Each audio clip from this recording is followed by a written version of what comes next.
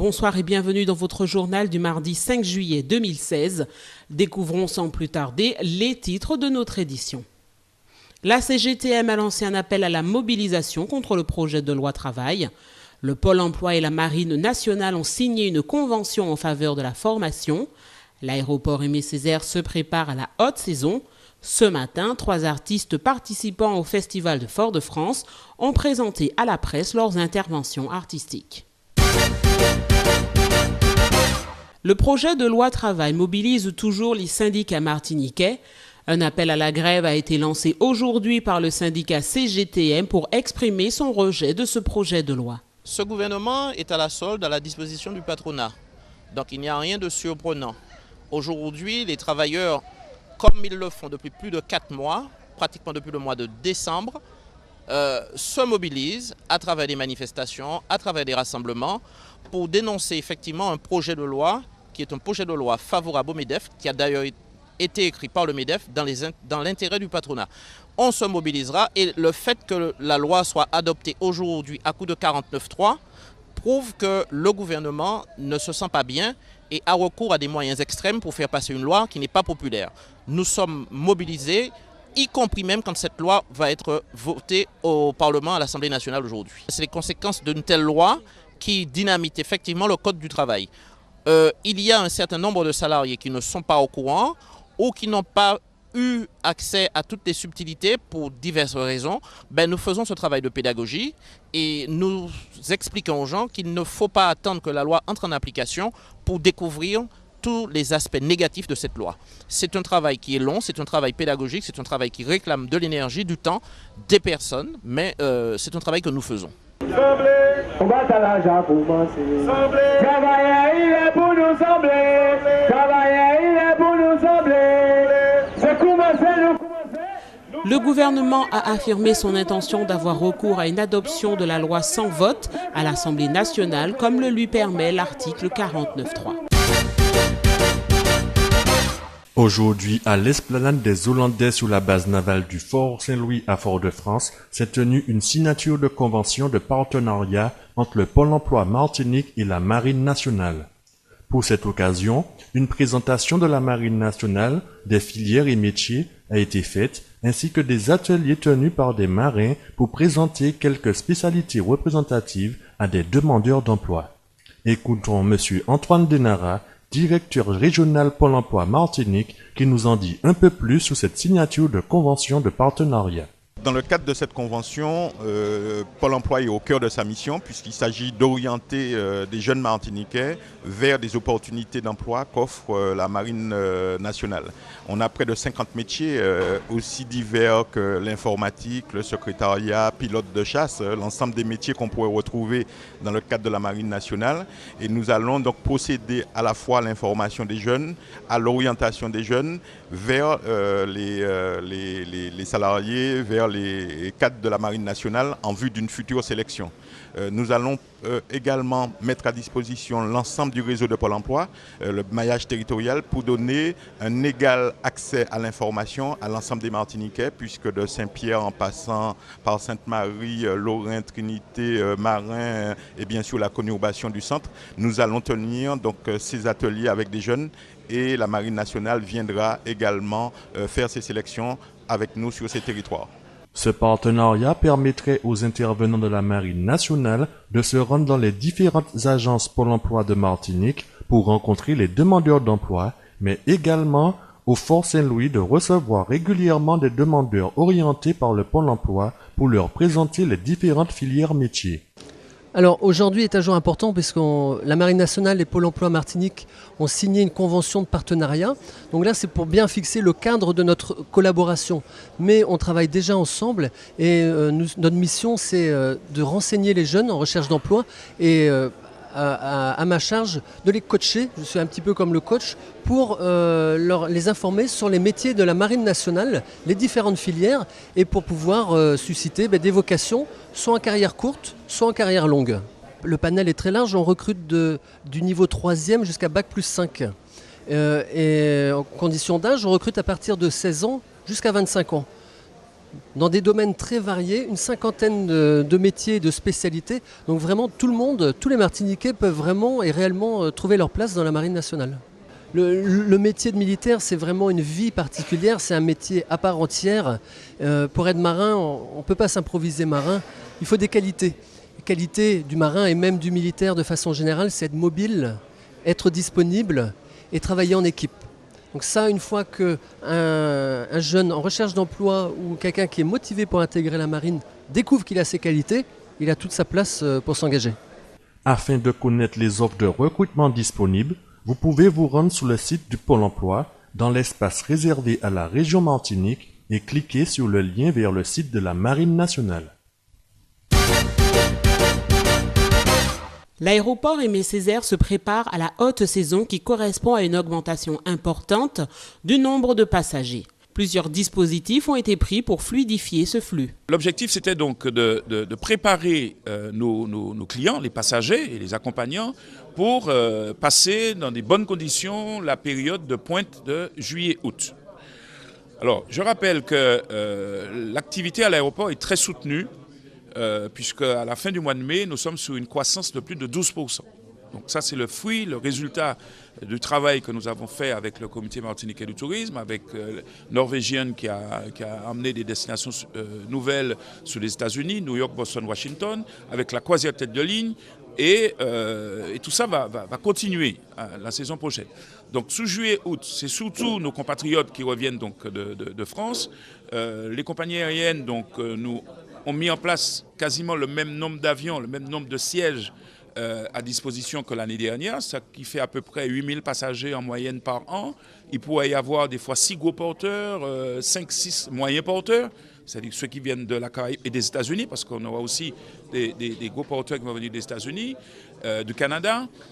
Bref, on aura à peu près 8000 passagers en moyenne, entre 7 à 8000 passagers en moyenne tous les jours pendant juillet-août. Avec les accompagnants, ça fait entre 15 et 20 000 personnes. Donc il faut un minimum de dispositions pour fluidifier. D'abord, nous disons donc aux passagers, venez le plus tôt possible pour enregistrer. On dit venez 2 heures avant le départ du vol. Ce n'est pas parce que leur limite d'enregistrement c'est 1 heure qu'il faut venir à leur limite. Il faut venir avant. Et ce n'est pas parce qu'on a enregistré sur Internet qu'on a déjà enregistré. Il faut venir pour passer au comptoir, pour qu'on vous délivre, qu'on enregistre vos bagages. Bon.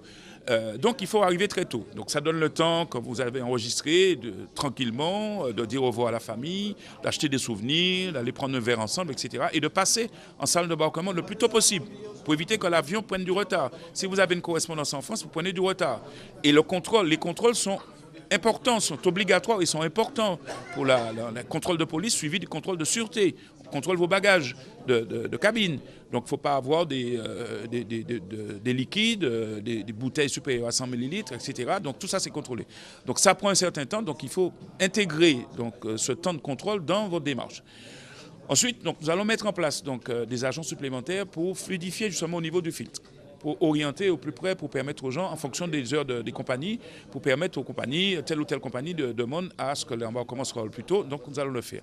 Et puis sur le parking véhicule, là aussi nous allons renforcer donc, nos équipes pour permettre parce que le parking est nouveau, donc pour orienter au mieux, pour permettre s'il y a des difficultés, pour permettre aux gens de sortir le plus rapidement possible. Je rappelle que le parking P2, le plus éloigné, c'est pour ceux qui restent plus longtemps. Le parking P1, là où l'emplacement avant était utilisé par le personnel de l'aéroport, maintenant il est réservé aux passagers. Donc vous allez trouver de la place de plus en plus disponible donc, au parking P1, puisque le court de durée, vous ne restez pas longtemps. Et puis le parking P0, le linéaire devant l'aérogare, ce qu'on appelle le P0, c'est la dépose minute. Pour que ça fonctionne vraiment en dépose minute, il faut que donc, vous puissiez prendre un ticket. Si vous avez une franchise de 10 minutes, c'est facilement faisable. En 10 minutes, vous avez le temps de déposer votre passager, de poser les bagages, de dire au revoir et de repartir, vous ne payez pas. Mais il faut savoir que si vous restez beaucoup plus longtemps, parce que ce n'est pas le rôle, la destination du linéaire, vous allez devoir payer. Donc voilà toutes les dispositions que nous avons prises pour que globalement les choses se passent bien. Et j'ajoute pour terminer, il faut que les passagers surveillent leurs bagages. Ne laissez pas traîner vos bagages, parce qu'un bagage qui traîne, la police tout de suite, ça peut être suspect, et tout de suite on fait un périmètre de sécurité, et tout ça, ça ralentit les opérations. Donc ne laissez pas traîner vos bagages et quand vous êtes dans l'aérocar. D'ailleurs, le plus tôt vous avez enregistré, le moins que vous avez un bagage à surveiller. Les compagnies aériennes préparent elles aussi la période de grandes vacances en proposant notamment des tarifs réduits. Chaque année, nous essayons d'en faire toujours plus. Pourquoi? Pour des raisons simples. Les choses changent et l'erreur serait d'être immobile devant l'attente de nos clients. Donc nous innovons, nous cherchons à chercher des solutions et avec les différents aéroports, aujourd'hui avec la Martinique, nous avons cherché à mettre en place des dispositifs qui permettraient de pouvoir gagner du temps. Alors la première chose, c'est que nous voulons que nos avions partent à l'heure. Donc souvent, nous demandons à nos clients de bien vouloir penser à cela. Le départ à l'heure de l'avion est l'affaire de tous. En tout cas, des 350 ou des 550 passagers présents sur nos avions. La deuxième chose, nous avons mis à disposition de nos clients des outils leur permettant de l'être. L'enregistrement via Internet. Aujourd'hui, vous pouvez réserver votre siège, vous pouvez enregistrer avec le choix de votre siège et présenter vos bagages rapidement à l'enregistrement 1h30 avant le départ. Ce qui vous permet, une fois cela fait, et quand bien même que vous ayez enregistré par Internet, de vous rendre en salle d'embarquement et c'est là que vous aurez l'occasion d'attendre l'heure de départ et le lancement de l'embarquement. Maintenant que je l'ai dit, avant cela, nous avons cette année, une nouvelle fois, pratiqué une politique du juste prix. Il est souvent coutume d'entendre dire que juillet et août est une période difficile et très chère pour les déplacements de nos clients. Eh bien, j'ai envie de vous dire que non, cette année encore, Corsair a montré l'exemple.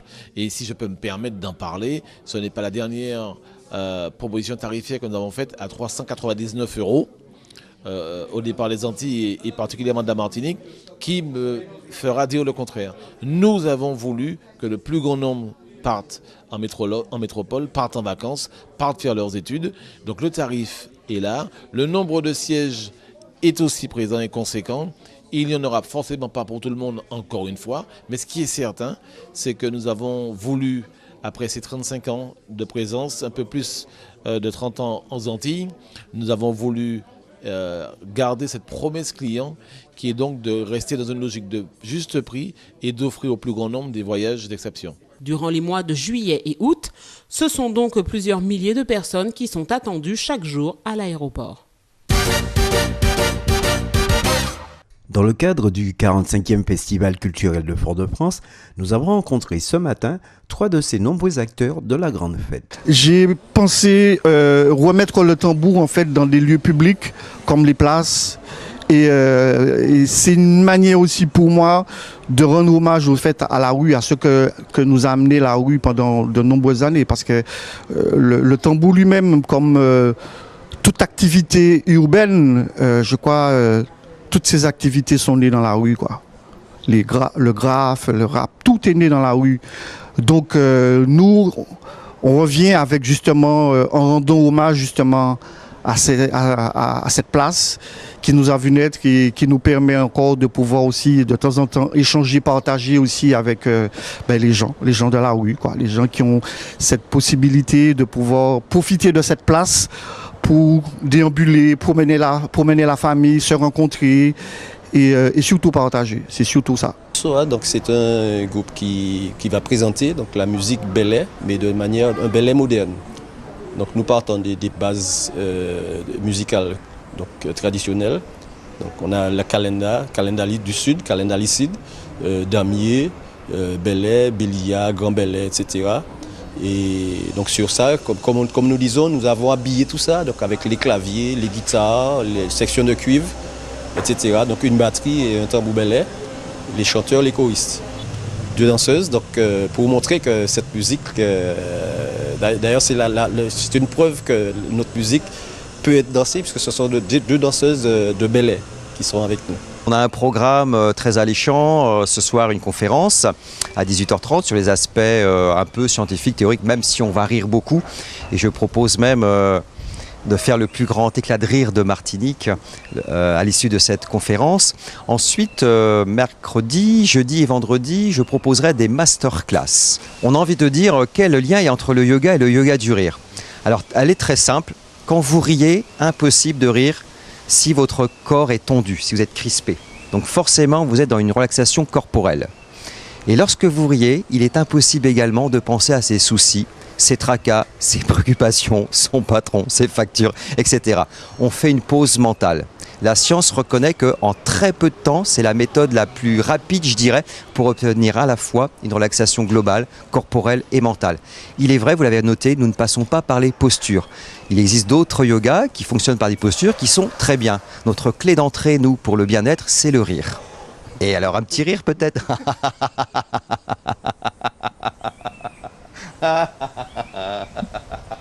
Et c'est ainsi que se referme notre édition. Rendez-vous demain à 19h20 pour une nouvelle page d'information.